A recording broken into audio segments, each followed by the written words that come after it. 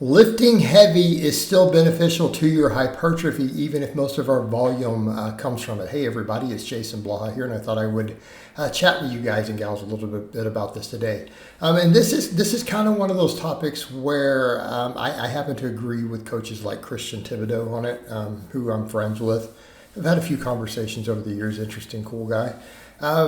He actually quoted me before in a T-Nation article. So I've kind of heard him express this same thing, and it's kind of, I almost want to repeat or paraphrase the way he put it, because it's one of those things where when he put it that way, it explained really well something that I've always kind of practiced and believed as a coach.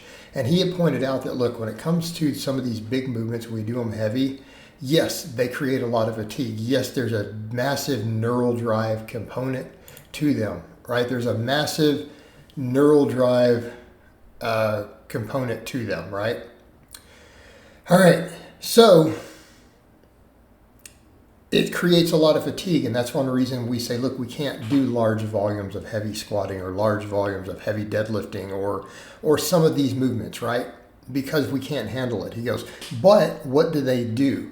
That neural drive adaptation that you get from these when you handle the volumes of them that you can do, it will make you stronger. And when we mean by stronger, it will make your neuromuscular efficiency higher when we come over to the other more hypertrophy-oriented exercises. So here's what he is saying. He's like, in the long term, it will produce more growth. So in other words, yes, you would come in and initially, if you just did a bunch of, say, sets of 10 to 12 on the leg press with hard, challenging sets, right? Your legs are going to grow. They're going to grow really effectively too, right? Quads, glutes, all that stuff grow extremely well. Extremely well. Extremely well from doing that. There's no denial of that. We know that's the case, right? Because it's specific, right? It's relatively low stress because of less axial loading. You can handle more volumes of it than, say, you can back squatting, right?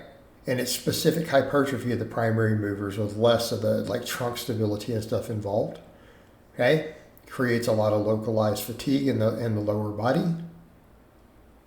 right? It's effective. Right? It's effective. It's a good way to get big in a short period of time. All right. So why then would we squat? Okay, because people would say, well, the squat itself, if you were to come in, you won't be able to handle the same volumes of, say, 10 to 12 reps at the same rate of perceived exertion, the same intensity level that you could a leg press. You're going to burn out quicker because your nervous system is going to get more fatigued. It's going to be tough. It's going to be rough. Right? It's going to be rough. You're going to have problems. So we would argue, on the short term, the leg press is going to produce a little better growth. All right, but where does the squat then shine? Well, that ability to increase neural drive, increase strength, increase neuromuscular efficiency. All right, you see where we're going with this?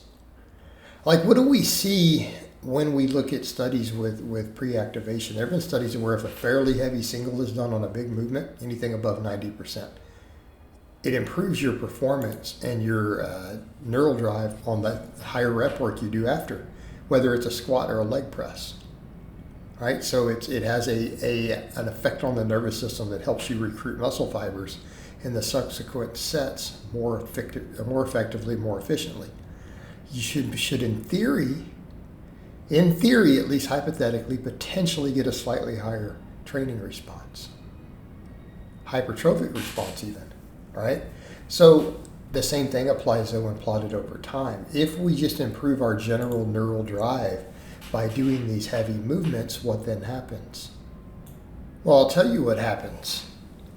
You're going to get stronger at those movements. You're going to get the same effect plotted over time. Right? You're going to get that exact same effect plotted over time.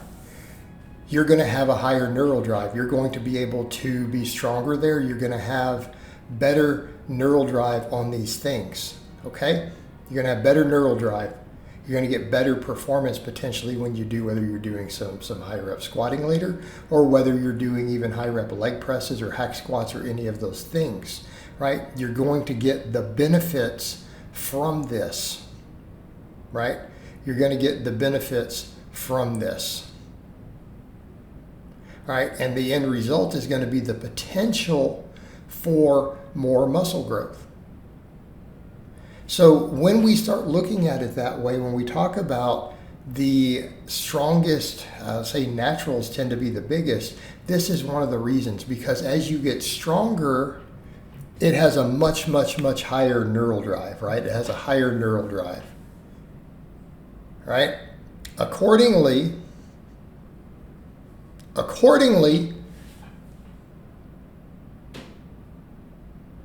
you're going to get more performance. You're going to be able to generate higher tonnages and get better muscle fiber recruitment on a rep for rep, set for set basis by doing this. Okay? So the end result of this is you're going to get better work density, better workouts, better intensity. So what does that equal? That means in the long term, you're going to be able to get more muscle growth. And I think particularly, it doesn't matter so much for more the novice lifter, right? It matters more for, it matters way more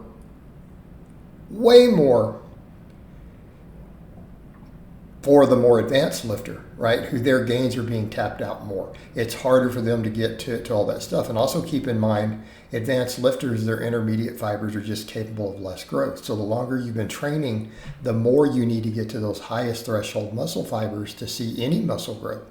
Okay, so if you are stronger and have a higher neural drive, what happens? Well, what do you think happens?